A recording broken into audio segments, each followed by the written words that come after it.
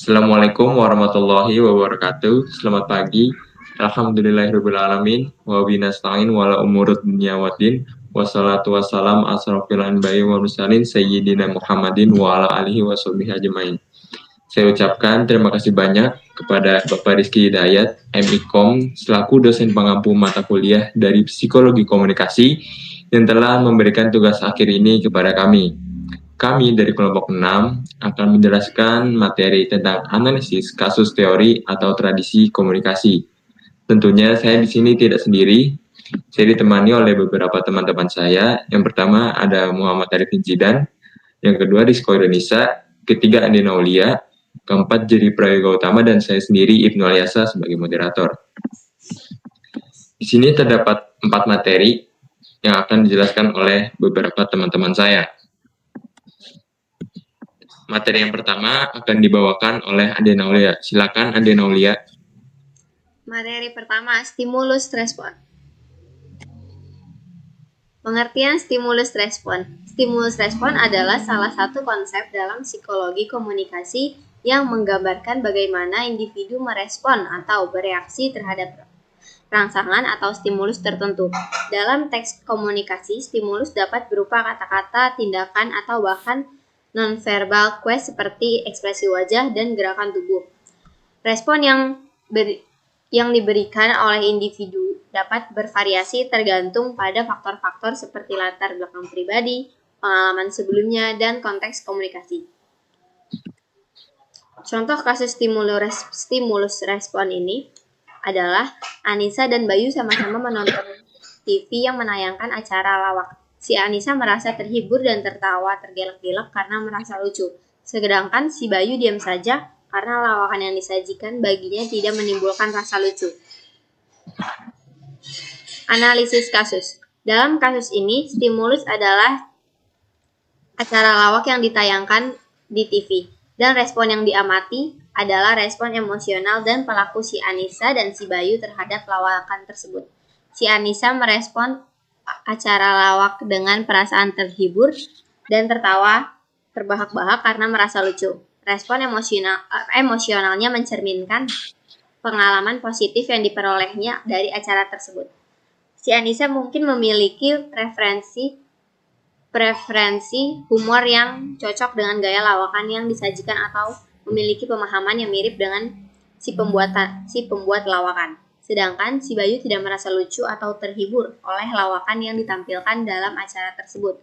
Responnya hanya diam aja, yang menunjukkan perbedaan selera humor dengan si Anissa juga berbeda dan juga berbeda pemahaman dengan pembuat lawakan. Baik, terima kasih Andi Naulia atas penjelasannya. Dan materi yang kedua akan dibawakan oleh Muhammad Arifin Zidan. Silakan Muhammad Arifin Zidan. Oke. Yang kedua ada komunikasi politik.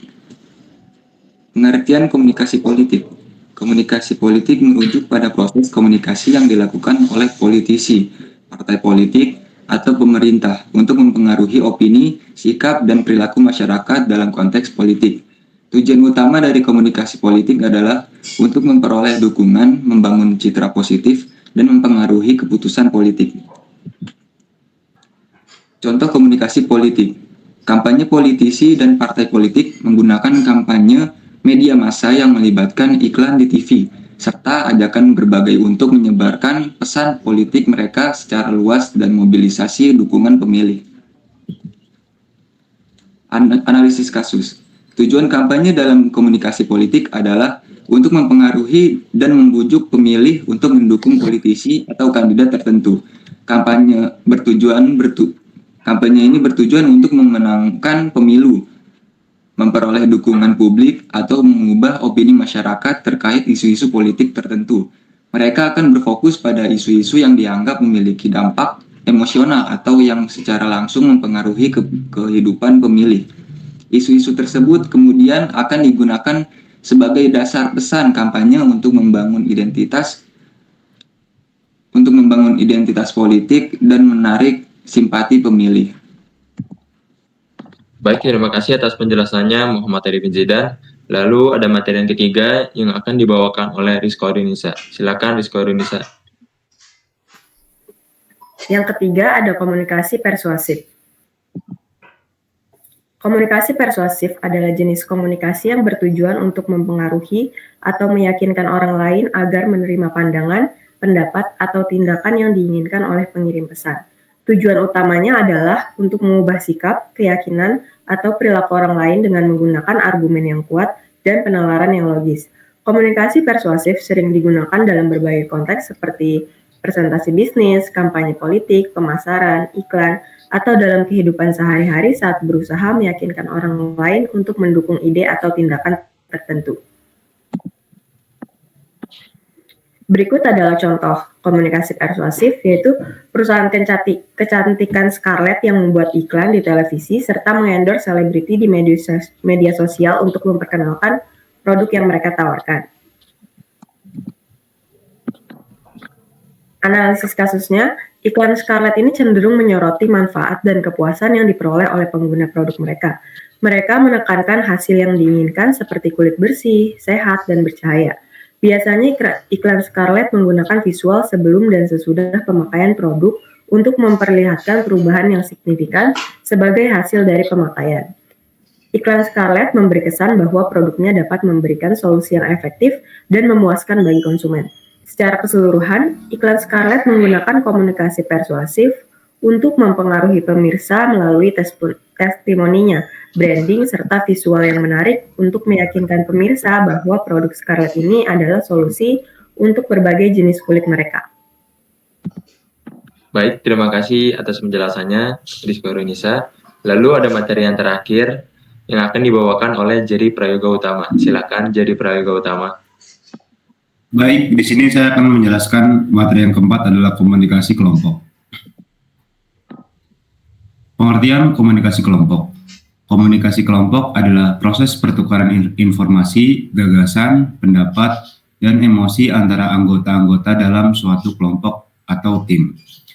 Ini melibatkan interaksi antara individu-individu yang terlibat dalam kelompok yang memiliki tujuan bersama atau bekerja sama untuk mencapai tujuan yang telah ditetapkan. Dalam komunikasi kelompok, anggota kelompok saling berinteraksi untuk menghasilkan pemahaman bersama, memecahkan masalah, membuat keputusan, dan mencapai hasil yang diinginkan. Di sini ada contoh komunikasi kelompok.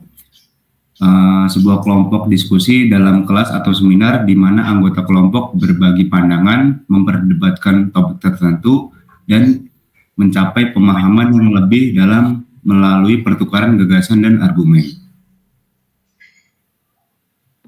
Analisis kasus bertujuan untuk berbagi informasi, memecahkan masalah, merencanakan tindakan, atau mencapai kesepakatan dan lakukanlah evaluasi hasil dan mencapai dari diskusi kelompok.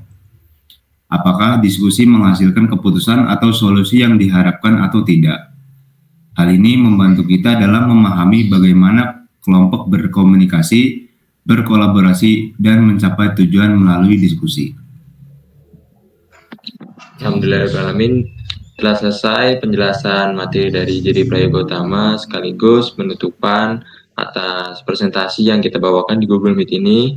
Terima kasih kepada seluruh anggota kelompok 6 dan terima kasih kepada Bapak Rizky Hidayat, MIKOM yang telah memberikan tugas akhir ini. Semoga dapat dipahami dan dapat dimengerti materi tentang analisis kasus atau teori tradisi komunikasi ini. Kurang lebihnya mohon maaf. Wassalamualaikum warahmatullahi wabarakatuh.